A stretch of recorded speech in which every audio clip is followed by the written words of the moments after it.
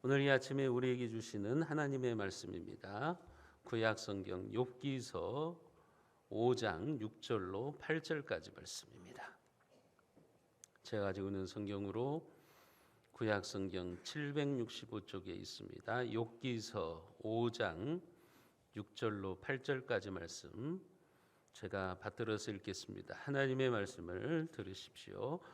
재난은 티끌에서 일어나는 것이 아니며 고생은 흙에서 나는 것이 아니니라. 사람은 고생을 위하여 났으니 불꽃이 위로 날아가는 것 같으니라. 나라면 하나님을 찾겠고 내 일을 하나님께 의탁하리라.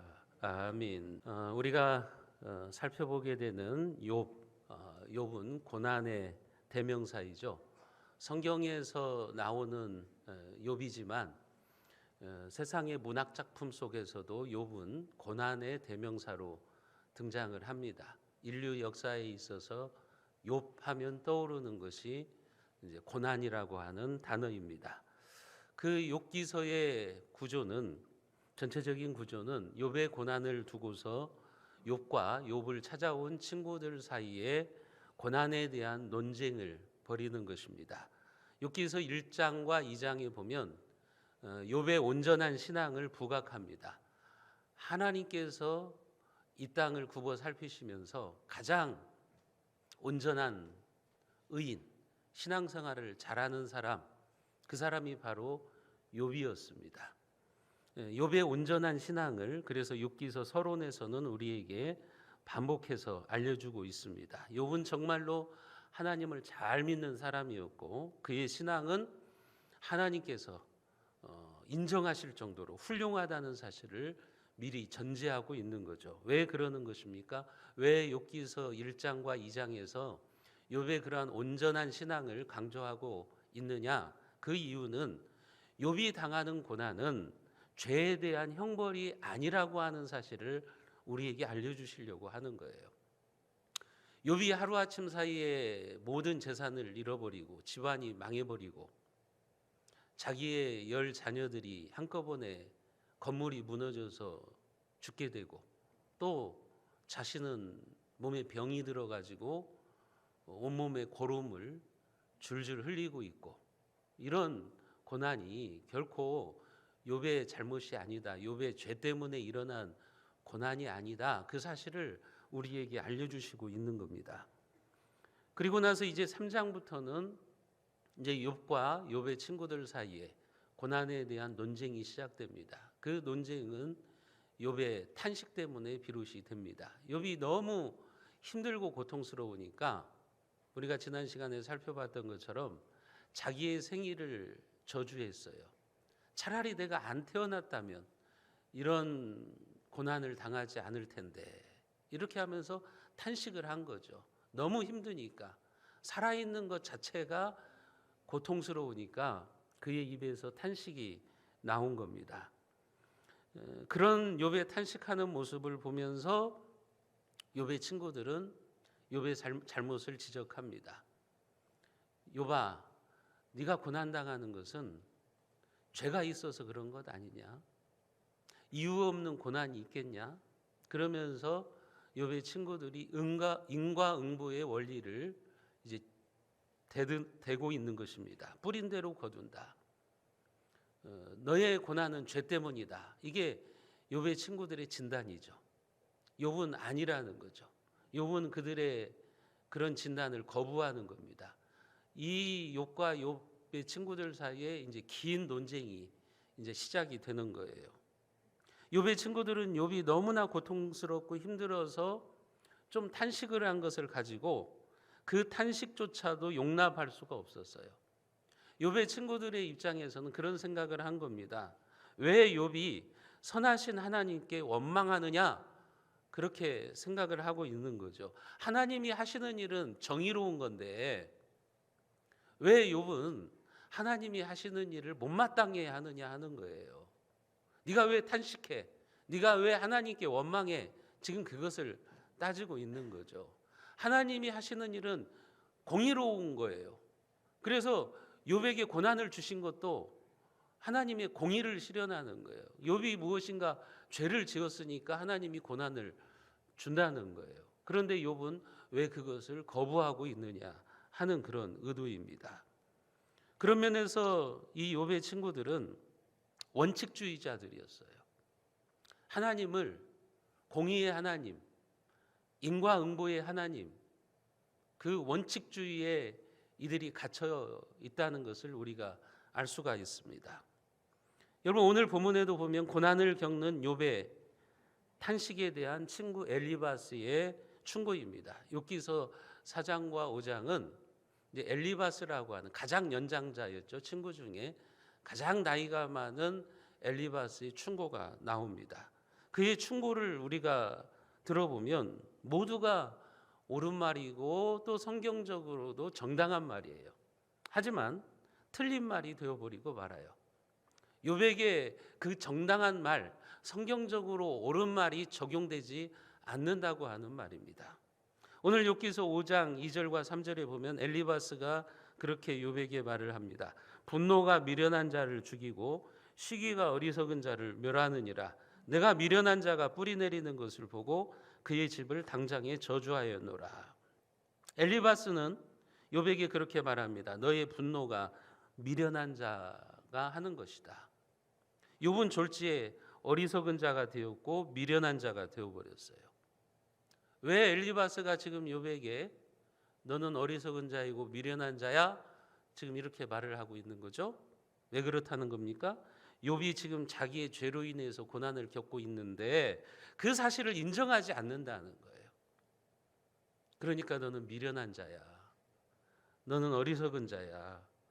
회개하지는 않고 하나님께 탄식이나 늘어놓고 분노나 드러내고 있는 너는 미련한 자이고 어리석은 자다. 지금 엘리바스가 그런 이야기를 하고 있는 겁니다. 엘리바스의 신앙적 사고에는 이유 없는 재난은 없다는 거예요. 인과응보의 법칙에 의하면 욥이 지금 고난을 겪고 있는데 네가 이유 없이 고난을 겪겠느냐 그 말이에요. 욥도 죄가 있기 때문에 하나님으로부터 지금 징계를 받는다 그런 생각을 하고 있는 겁니다. 엘리바스는 마치 자기는 대단한 신앙인이라도 된 양 욥을 매섭게 정죄하면서 훈계를 지속합니다. 6절에도 보세요. 재난은 티끌에서 일어나는 것이 아니며 고생은 흙에서 나는 것이 아니니라. 재난이 티끌에서 일어난다는 것은 아무 이유 없이 사고나 어려움이 터지지 않는다는 말입니다. 다시 말해서 욥이 당하는 고난은 다 이유가 있다는 의미입니다. 마찬가지로 고생은 흙에서 나는 것이 아니다. 이 말도 사람이 고생하는 것도 그냥 우연히 일어나는 일이 아니라 고생할 이유가 충분히 있다고 하는 말이에요. 이런 엘리바스의 관점에 의하면 여러분들이 고생을 하면 그 고생은 고생값을 하는 거예요. 예를 들면 지금 우리 청년들이 취업 자리가 없어요.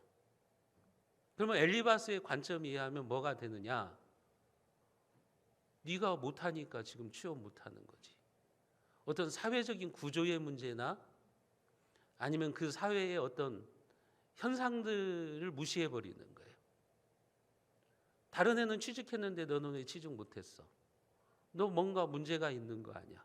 너 무엇인가 죄가 있는 거 아니야? 이런 식으로 이제 갈 수밖에 없는 거예요. 여러분 지금 우크라이나 땅에 전쟁이 일어나는 거예요. 사람들이 죽어요. 무고한 생명이 죽어요. 엘리바스의 관점에 의하면 그 사람들이 죽는 것은 정당한 거예요. 뭔가 그 사람들에게 문제가 있으니까 죽는 거예요. 지금 엘리바스가 그런 관점에서 보는 겁니다. 욥이 고난을 당하는 것은 욥에게 뭔가 문제가 있기 때문에 하나님께서 욥을 징계하는 것 아니겠느냐. 이런 충고를 해주고 있는 겁니다. 여러분 엘리바스는 인과응보의 원리를 믿는 정의의 수호자입니다. 하나님은 공의의 하나님이시야. 하나님은 선한 자에게는 복을 주시고 악한 자는 징계하시는 분이야. 이런 신학을 가지고 있는 겁니다.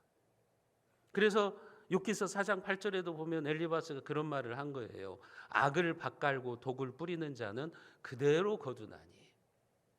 결국은 뿌린 대로 거둔다는 거죠. 여러분, 욥도 지금 자기가 뿌린 대로 거두는 것이라는 말이에요.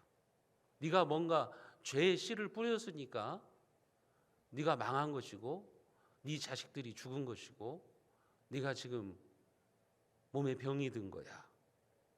그런 관점을 가지고 욥의 고난을 해석하니까 욥이 당하는 고난은 하나님의 징계일 수밖에 없는 거예요.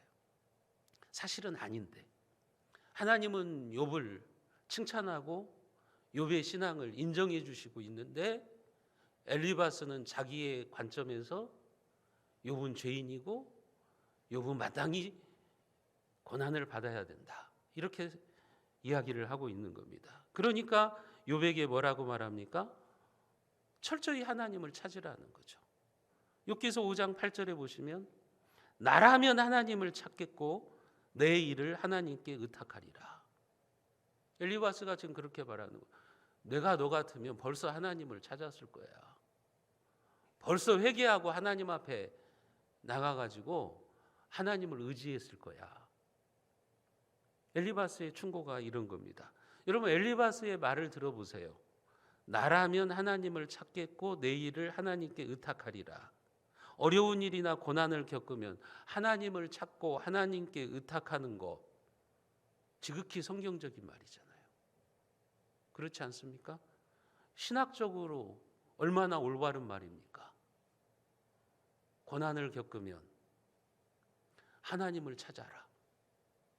하나님께 기도해라. 너무나도 당연한 말이잖아요.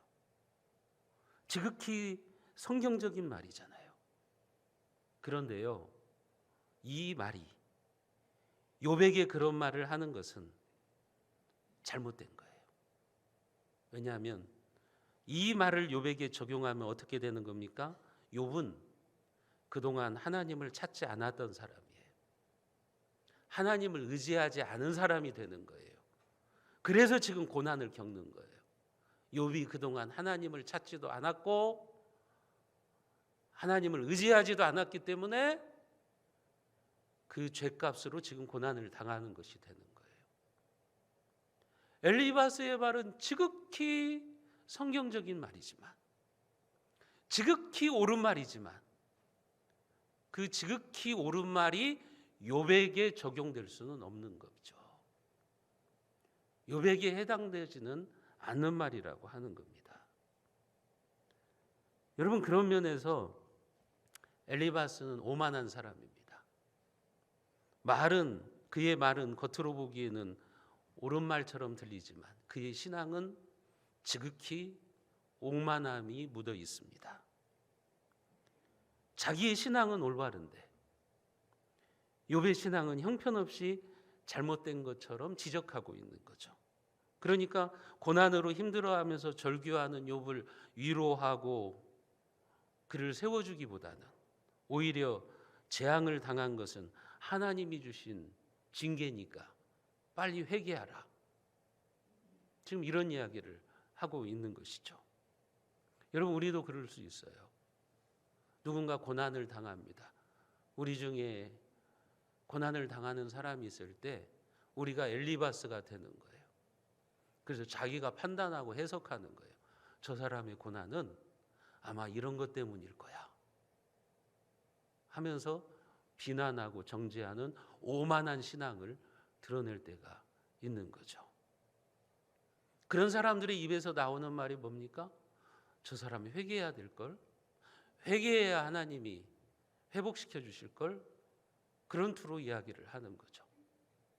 여러분, 그래서 엘리바스도 지금 욥에게 그런 말을 하는 거예요. 네가 회개해야 돼. 그래야 하나님이 다시 너를 회복시켜 주실 거야. 그런 투로 이야기를 하는 거죠. 욥기서 5장 17절과 18절 말씀 우리가 같이 한번 읽어보겠습니다. 17절 18절입니다. 볼지어다 하나님께 징계받는 자에게는 복이 있나니 그런즉 너는 전능자의 징계를 없이 여기지 말지니라. 하나님은 아프게 하시다가 싸매시며 상하게 하시다가 그의 손으로 고치시나니. 엘리바스가 지금 욥에게 뭐라고 말하는 거죠? 너는 전능자의 징계를 업신여기지 마라. 옳은 말이에요. 하나님의 징계를 우리가 업신여기면 안 되죠. 때로 하나님께서 징계라고 하는 방법을 통해서 누군가를 올바른 신앙의 모습으로 돌아오게 하죠. 하나님이 고난을 주셔가지고 하나님을 떠난 사람을 하나님께로 돌아오게 하는 경우도 있습니다. 그러면 그게 복이 되는 거죠. 그런 면에서 엘리바스의 말은 옳은 말이에요. 하나님께 징계받는 자에게는 복이 있나니. 그렇게 하나님께 징계를 받아서 회개하고 하나님께 돌아오면 하나님이 회복시켜 주신다는 거죠. 하나님은 아프게 하시다가 싸매시며 상하게 하시다가 그의 손으로 고치시나니. 참으로 옳은 말이죠. 은혜로운 말이잖아요. 얼마나 은혜로운 설교입니까? 하나님은 아프게 하시다가 싸매주시는 하나님이시다. 상하게 하시다가 고쳐주시는 하나님이시다. 은혜로운 말이고 옳은 말입니다. 그러나 아무리 은혜로운 말이고 은혜로운 말이라고 할지라도 그 말을 욥에게 적용하면 틀린 말이 됩니다. 그러면 욥이 지금까지 하나님을 업신여기고 있었다는 말이 되는 거예요. 하나님이 욥을 업신여겼나요? 아니, 욥이 하나님을 업신여겼나요? 안 그랬어요. 욥기서 1장에서 하나님은 욥의 신앙을 칭찬했습니다.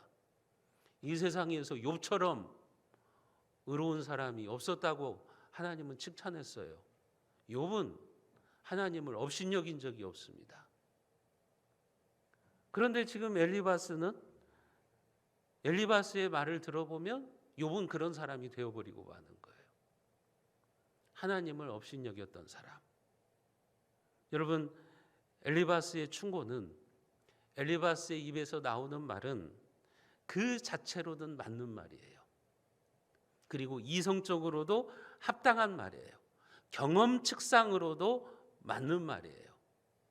그래서 엘리바스는 오늘 욥기서 5장 27절에 보면 볼지어다 우리가 연구한 바가 이와 같으니 너는 들어보라 그러면 내가 알리라, 이런 말을 합니다. 엘리바스 자기가 인생을 살면서 자기가 습득한 지식들, 자기가 경험한 것들을 보니까 옳다는 거예요. 그러니 너는 지금 내 말을 들으라. 욥에게 그런 말을 하는 거예요. 내 인생의 경험, 내가 신앙생활을 해왔던 경험에 비추어 볼 때 욥아, 너는 내 경험치를 들어야 돼. 내 말을 들어야 돼. 지금 그런 말을 하는 거예요. 자기의 경험이 다 옳고 자기의 경험이 다인 것처럼 말하는 거예요. 욥을 찾아온 세 친구 중에 엘리바스가 가장 나이가 많아요. 그러니까 그가 습득한 인생의 지식과 인생의 경험을 가지고 지금 욥에게 충고를 하는 겁니다. 내가 인생을 살면서 이런 경험을 했다. 그러니 그 경험을 가지고 너에게 지금 충고해 주니까 너는 내 말을 들어야 돼. 지금 이런 식으로 이야기를 하고 있는 겁니다. 하지만 엘리바스의 경험치가요, 욥에게는 해당되지 않아요. 엘리바스의 말과 엘리바스의 경험은 구구절절히 옳은 말이고 보편적으로 맞는 일이었어요. 하지만 욥에게는 적당한 말이 아니었어요. 엘리바스의 경험이 욥에게는 해당되지 않아요. 그가 경험을 통해서 습득한 그 지식이 욥에게는 적용되지 않는다는 말입니다. 그러니까 엘리바스의 입으로 내뿜는 말들이 지극히 옳은 말이고 지당한 말이지만 그것이 오히려 혀에 채찍이 되어가지고 고통당하고 있는 욥의 상처에 소금을 뿌리는 일이 되어버리고 만 겁니다. 여러분, 지금까지 우리는 엘리바스의 말을 들어봤어요. 엘리바스의 말 얼마나 옳은 말입니까? 하나님께 징계를 받고 하나님께 돌아오는 자는 참 복이 있다. 하나님은 아프시게 하다가 싸매시는 하나님이시다. 상하게 하시다가 고쳐주시는 하나님이다. 얼마나 좋은 말이에요. 나라면 하나님을 찾겠다. 하나님을 의탁하겠다. 우리가 하나님을 찾아야 되고 하나님을 의지해야 된다는 말, 너무나도 옳은 말이잖아요. 지극히 합당한 말이잖아요. 하지만 그의 말에는 진심 어린 긍휼의 마음이 없습니다. 고난당하고 있는 욥에 대한 긍휼이 없어요. 그리고 욥의 고통에 공감하지도 못하고 있어요. 여러분, 그런 면에서 엘리바스의 그 신앙은, 그리고 그가 가지고 있는 신학은 죽은 신학이에요. 사람을 살리는 신앙이 아닙니다. 그런데 우리도 그럴 수 있다고 하는 거예요. 누군가 고난받고 있을 때 내가 가지고 있는 성경 지식을 가지고 판단을 하는 거예요. 아마 저 고난은, 저 사람이 당하는 고난은 이것 때문인 것 같은데, 내가 몇십 년 동안 신앙생활하면서 경험한 바에 의하면 지금 저 성도가 당하는 고난은 아마 신앙생활을 잘 못해서 그런 것 같아. 엘리바스죠. 우리가 엘리바스가 되는 거예요. 그런 신앙 지식은, 여러분, 그런 경험치는 사람을 죽이는 신학입니다. 사람의 아픔에 공감하지 못하는 신앙이에요. 오늘 우리가 그런 신앙생활을 할 수 있다는 것을 엘리바스를 통해서 알아야 되는 겁니다. 아무리 옳은 말이라고 할지라도 그게 적합한 상황에 적용되지 않으면 공연불이 되기가 쉽다고 하는 거예요. 여러분, 오늘 우리가 엘리바스처럼, 욥의 친구들처럼 인과응보의 신학으로 원칙만 내세울 때 우리도 욥의 친구들처럼 될 수 있음을 알아야 됩니다. 특히 그런 사람들이 어떤 사람들이냐? 저와 같은 목회자들이에요. 그리고 원칙만 따지는 원칙주의자들이에요. 신앙생활을 하면서 원칙만 따지는 사람들이 있잖아요, 교회 안에. 그런 사람들이 엘리바스처럼 되기가 아주 농후한 사람들이에요. 목회자들이 그러잖아요. 성도들의 고난 앞에서 신학적인 판단을 먼저 하는 거죠. 성경에 보면 하나님은 선한 자에게는 복을 주시고 악한 자에게는 벌을 내리시는 분인데, 저 성도가 신앙생활을 잘못했으니까 지금 고난을 받는 거지. 이 응과응보의 신학을 가지고 따지는 거죠. 거기에는 고난받는 성도에 대한 긍휼의 마음이 없는 거예요. 그러니까 그 신학은 죽은 신학이 되는 겁니다. 여러분, 원칙만 따지는 사람들이 그렇잖아요. 원칙만 따지다 보니까 성도들의 아픔을 공감하지 못하는 거죠. 내 곁에서 함께 신앙생활을 하고 고통당하는 형제자매가 있는데 그들을 진정으로 위로하지 못하는 거예요. 우리가 알아야 될 점이 있습니다. 여러분, 원칙과 원칙주의는 다른 거예요. 우리는 원칙이나 질서는 중시해야 돼요. 그 질서와 원칙이 세워져야 되는 게 맞는 거예요. 하지만 매사에 모든 일에 원칙만 따지는 태도는 극단적인 신앙의 모습입니다. 그것은 엘리바스의 신앙관을 가지고 있는 거예요.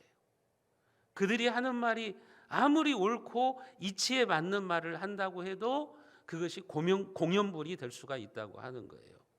그런 사람들은요, 그래서 모임이나 회의에서 말을 좀 절제할 줄 아셔야 돼요. 내가 원칙주의자에 가깝다 그러면 여러분, 그 입술을 좀 조심하셔야 돼요. 왜냐하면 내가 막 원칙만 따지는데 그 원칙을 따지는 말이 다른 사람들의 마음에 날카로운 칼이 되어서 살을 파고드는 상체기를 낼 수가 있어요. 그런 면에서 조심하셔야 되는 거예요. 여러분, 엘리바스가 하는 말이 원칙이잖아요. 성경에 신학적으로 맞는 말이잖아요. 성경적으로도 합당한 말이잖아요. 그런데 그의 말이 지금 욥의 상처에 소금을 뿌리고 있는 격이 되고 있는 거예요. 더 아픔을 가중시키고 있는 그런 모양이 되고 있는 겁니다.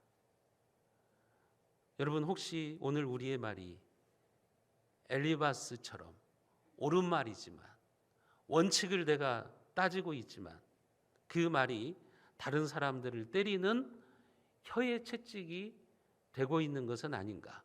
다른 사람들의 마음에 날카로운 칼을 갖다가 들이대고 있는 비수가 되고 있지는 않는가? 우리는 한번 우리 자신을 돌아봐야 돼요. 이런 면에서 우리는 조심하셔야 돼요. 특별히 저와 같은 목회자들, 신앙생활을 오래 하셨다고 하시는 분들, 그런 분들은 이런 면에서 조심을 하셔야 됩니다. 고난 중에 있는 욥에게 이 엘리바스는 좋은 충고를 하고자 한 겁니다. 욥을 좀 깨닫게 해주고 싶었던 거예요. 그러나 그의 충고는 옳은 말이었지만 절대로 맞지 않는 말이었습니다. 오히려 욥에게 위로와 치유가 되기보다는 더 아프게 하는 말이 되어버리고 만 겁니다. 우리도 그럴 수 있는 거죠. 고난 중에 있는 사람에게 내가 좋은 충고를 준다는 것이, 약을 준다는 것이 오히려 독을 줄 수가 있다고 하는 거예요. 약이 아니라 독이 되어서 상대방을 치유하기보다는 상대방을 더 죽이는 그런 말을 할 수도 있다고 하는 것을 우리는 기억할 필요가 있는 겁니다. 오늘날 교회 안에도 엘리바스와 같은 사람들이 많습니다. 교회에 다니는 사람들은요, 옳은 말을 잘해요. 그리고 성경적인 말도 참 잘합니다. 목회자가 얼마나 옳은 말만 합니까? 제가 설교단에서 여러분 틀린 말 합니까? 얼마나 옳은 말을 합니까? 신학적으로 오류가 없는 말을 합니다. 지극히 성경적인 말을 하고 있잖아요. 그런데 때로는 그 옳은 말을 엘리바스가 사용하는 것처럼 할 수가 있다고 하는 거예요. 그래서 옳은 말을 하고 있지만 상대방을 세워주거나 상대방을 위로해 주지 못하고 오히려 그 옳은 말을 통해서 자신의 의로움을 내세우고 상대방을 무너뜨리는 그런 경우가 될 수가 있다고 하는 거죠. 여러분, 그러므로 내가 아무리 옳은 의미로 사용한 말이라고 할지라도 그 말이 그 사람에게 적합한 말인지, 그 상황에서 맞는 말인지, 그것을 여러분들이 깊이 생각하셔야 돼요. 내가 한 말이 아무리 옳은 말이고 내 인생의 경험치가 보편적이라고 할지라도, 내가 신앙생활을 하면서 경험했던 것이, 그 경험이 상식적이라고 할지라도 상대방을 넘어지게 하고 아프게 한다면 그 옳은 말이 약이 되지 못하고 독이 될 수 있음을 우리는 기억해야 되는 겁니다. 아무리 좋은 약도요, 부작용이 있는 거예요. 그래서 여러분들이 건강을 위해서 먹는 건강식품에도 거기에 사용 설명서에 보면 부작용이 나와요. 이런 사람들은 이 약을 피하십시오. 이런 분들은 이 약을 복용하시면 안 됩니다. 또는 주의해야 됩니다. 이런 부작용을 적어 놓는 거예요.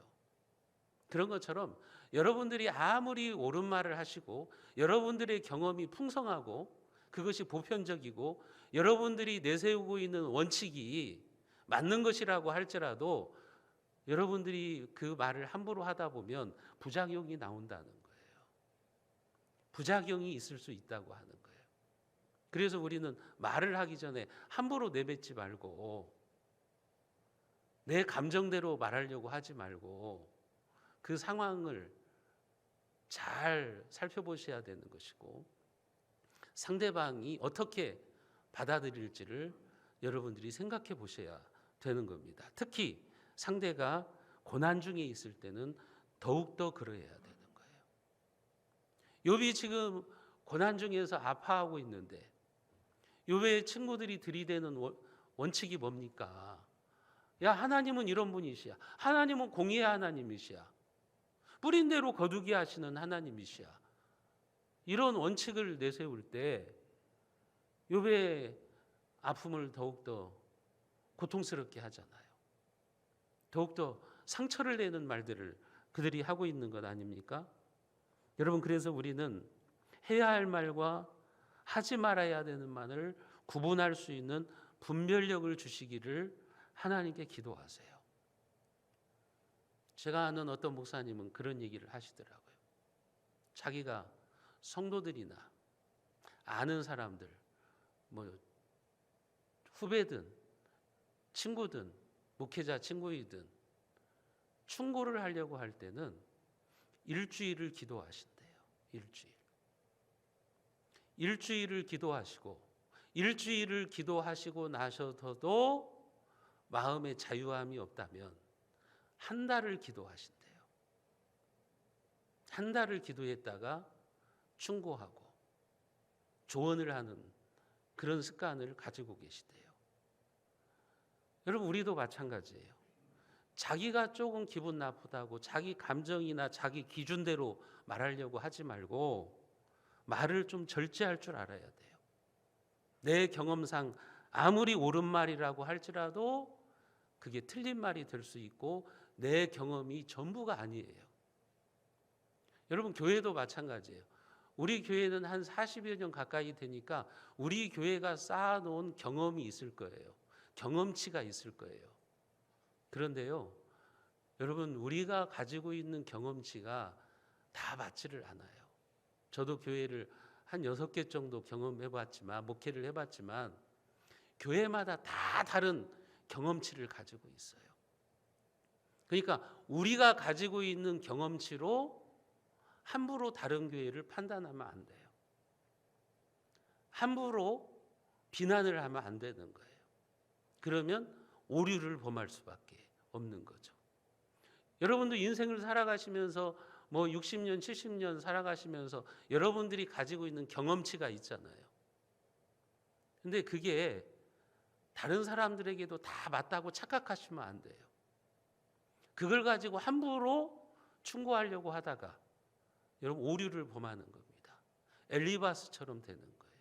그것이 아무리 옳은 말이라고 할지라도, 그것이 아무리 성경적이라고 할지라도 여러분, 잘못된 충고를 할 수도 있고 오히려 그 말이 다른 사람들을 더 아프게 하고 상처를 낼 수도 있다고 하는 것을 우리는 알아야 됩니다.